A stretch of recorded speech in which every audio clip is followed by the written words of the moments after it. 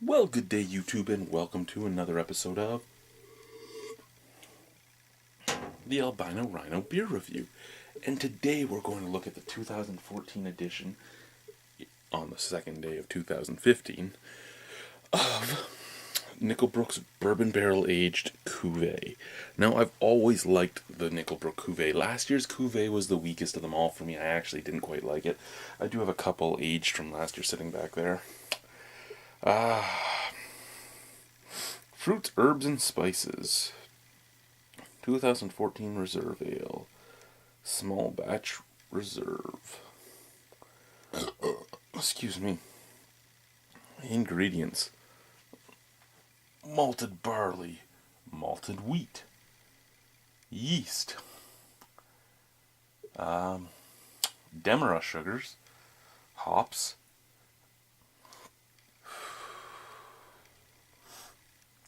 what the fuck does that one say? Oh, dried figs, orange peel, raisins, cinnamon, allspice, black pepper, cardamom, vanilla, and vanilla beans.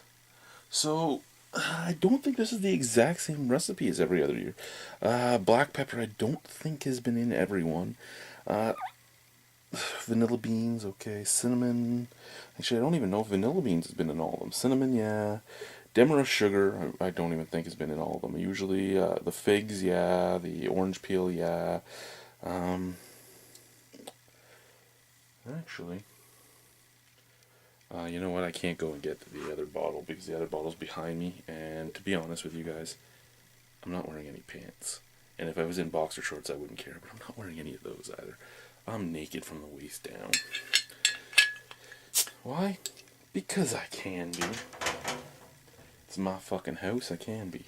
Okay, so this was aged for at least a year. It's 7.5% alcohol.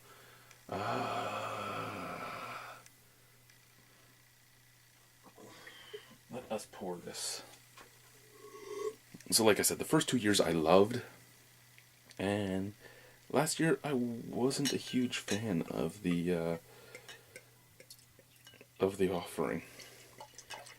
I think I had it way too fresh, but then I don't think the freshness was actually the problem. I don't know what the problem was.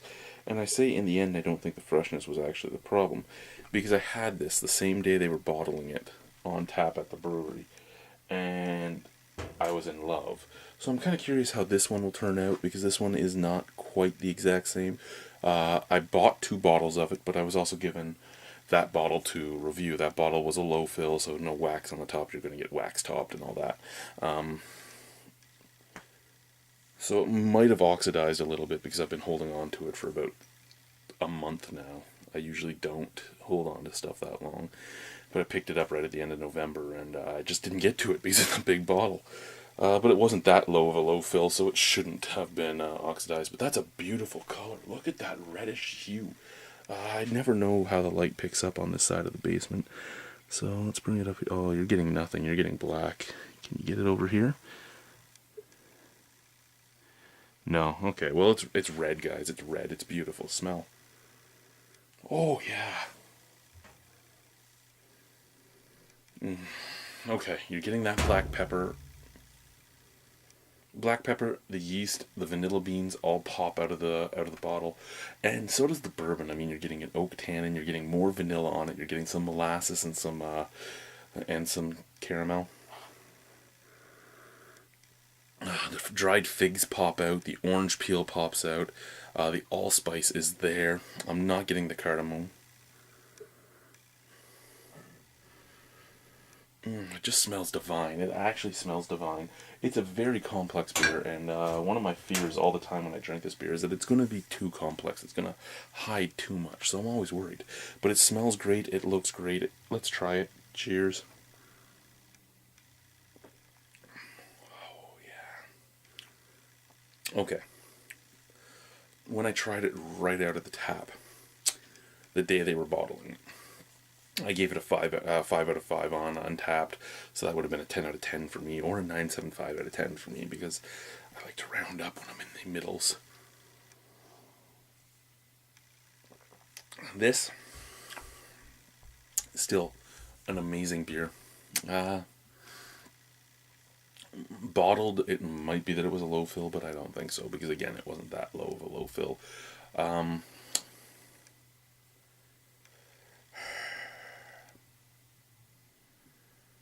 Still amazing. Still amazing. Is it as good as the day I tried it? I'm not 100% sure if I'd say it's as good as the day I tried it, but it's still an amazing beer. The black pepper is popping more than before. The pepper is on the background. It's in the back of your throat. The orange peel, you're getting that oily resininess from it.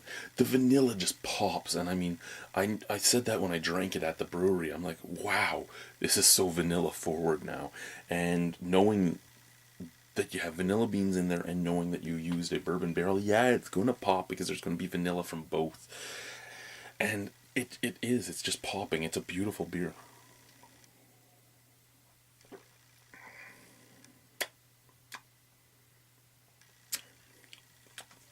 The raisins, the figs, the allspice is kind of fading off, and I think that actually makes it a little bit of a better beer. The cinnamon, just getting a touch of it. So yeah, everything is kind of moving around. As it aged, everything moved around. When I first tried it, there was a lot of allspice, there was a lot of cinnamon, there was a lot of vanilla. It was still a beautiful beer. Now the black pepper's coming forward, the oils from the orange peel are coming forward, the oak tannins are coming forward more. They're sitting on the back of your palate. The hops have matured more and are sitting on the back of the palate. It's actually, I think it was a better tasting beer when I first had it a month ago. And I think it's a more complex beer period now. I think it's a more complete beer period now. I think if you want a complete beer, this is basically it. In Paul from PA Brew News' Immortal Words, it is a bit thin, but it's only a bit thin if what you want is just a thick reserve ale. Who cares, right? It's great. It's great. I'm going to give it a 9.75 out of 10 on this. So when I check it in again, it'll be a 5 out of 5 because, again, I round up. I do. I'm nice like that.